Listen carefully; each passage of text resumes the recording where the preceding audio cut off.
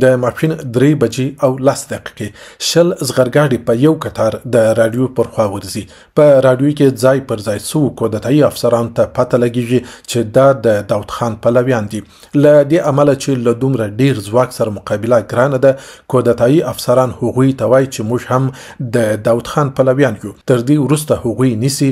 د مازدیګر 4 بجې او 10 دقیقې رادیو افغانستان د برید کوونکو افسرانو لومړنۍ اعلامیه خپروي چې پکې د داود خان د رژیم د ړنګېدو خبر ورکول شوی او له ټولو پوځي قطعاتو نه غوښتنه شوې چې له ځایه ونه خوځېږي. د مازدیګر 15 بجې او 15 دقیقې ولسمشر د ګلخانې له دویم پوړ نه لاندې راکوز شو چې خپل وزیران وګوري. وزیران پرې راټول شول. ولسمشر هغوی ته ګوري او نرۍ مسکا یې پر شونډو ده.